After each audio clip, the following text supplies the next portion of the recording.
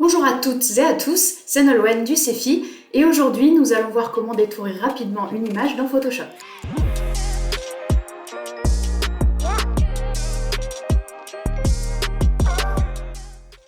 Commençons par un petit rappel.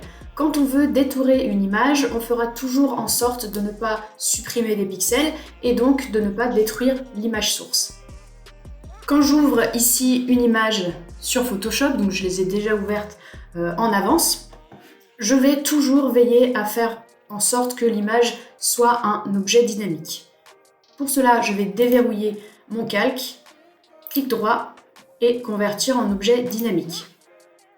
Je peux également ouvrir mon image directement en tant qu'objet dynamique et donc ça m'évite d'avoir la conversion à réaliser par la suite.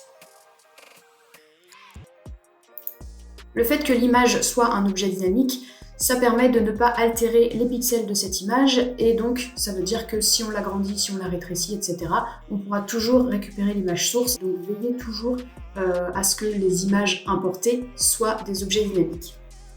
On fera en sorte aussi d'utiliser un masque de fusion ou un masque vectoriel. Ici, on va travailler que sur des images matricielles, donc on va utiliser uniquement des masques de fusion.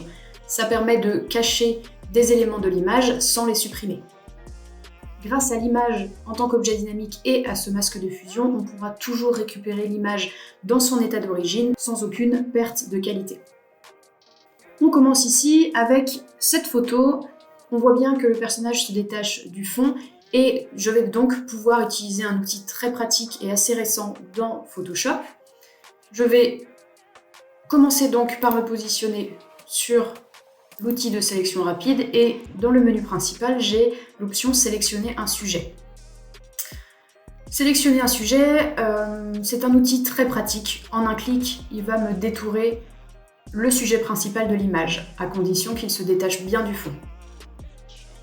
Je clique sur sélectionner un sujet, j'attends un petit peu le temps que Photoshop fasse cette sélection et je peux voir ici que mon sujet est directement sélectionné et se détache bien du fond. Il y a éventuellement quelques petits réglages à faire au niveau des chaussures là par exemple, mais déjà le détourage est assez précis. Je vais pouvoir ensuite cliquer sur sélectionner et masquer et j'ai mon détourage ici qui est effectué et je peux changer le fond. Je vais au niveau des paramètres de sortie bien choisir une sortie vers un masque de fusion. Ok. J'ai donc ici mon image en objet dynamique et mon masque de fusion. Pour rappel, tout ce qui est en noir sur le masque est caché et tout ce qui est en blanc est visible. Ici, j'ai donc mon personnage qui est bien détouré. Si je veux revenir ici un petit peu sur les chaussures, je vais me positionner sur mon masque, prendre le pinceau en noir. Je vais zoomer pour mieux voir ce que je fais. Choisir l'épaisseur et la dureté de mon pinceau et je vais pouvoir ici venir corriger éventuellement le détourage.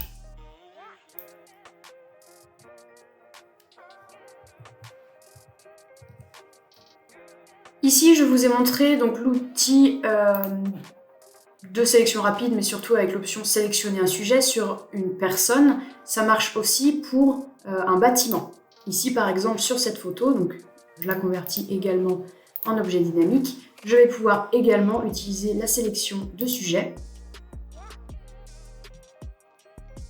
Cela fonctionne aussi sur certains bâtiments à partir du moment où ils se détachent bien du fond.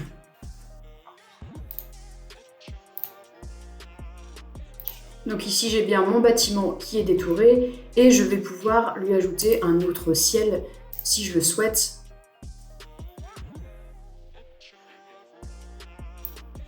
En le positionnant en dessous et bien sûr en agrandissant le ciel pour qu'il puisse prendre une bonne partie de mon image. Et j'ai ici un nouveau ciel de façon très rapide. La deuxième façon de faire un détourage rapide, je vais vous la montrer avec cette image. De la même façon, je la convertis en objet dynamique.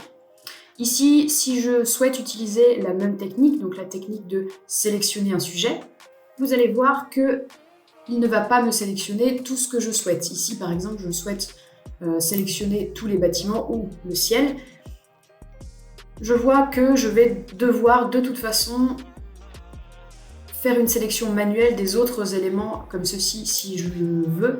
Et l'idée c'est de vous montrer en fait des façons de faire très productives et très rapides. Donc je ne vais pas utiliser cette façon de détourer, mais maintenant je vais utiliser en fait l'outil sélection rapide et de façon assez simple, je vais venir sélectionner le ciel ici et celui qui est dans la fenêtre également.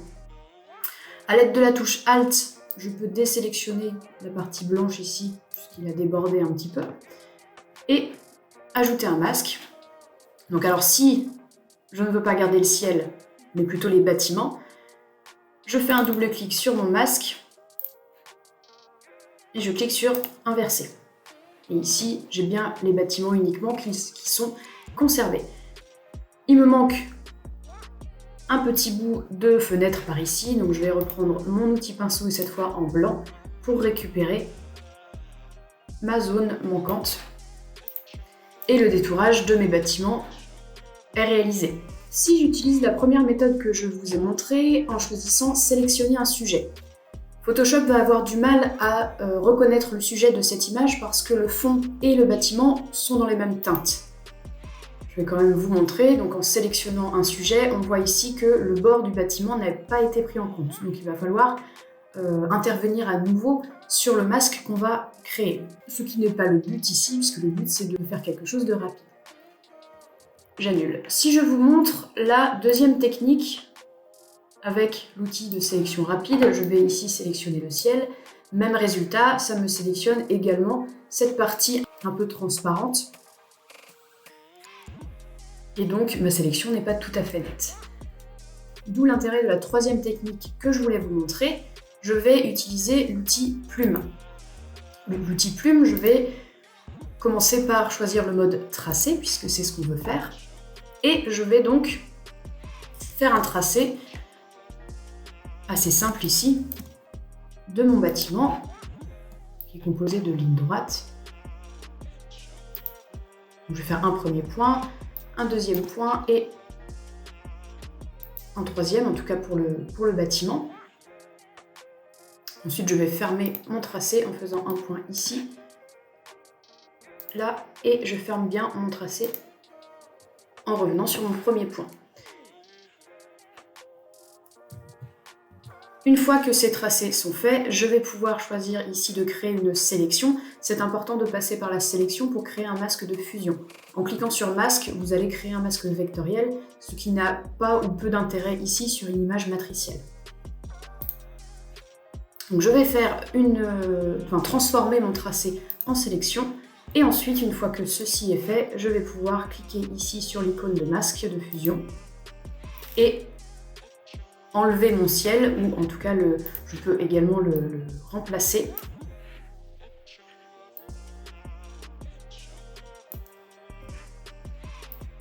Je peux remplacer mon ciel ici facilement et en quelques clics. Voilà quelques façons d'utiliser différents outils de sélection pour détourer des images dans Photoshop très rapidement.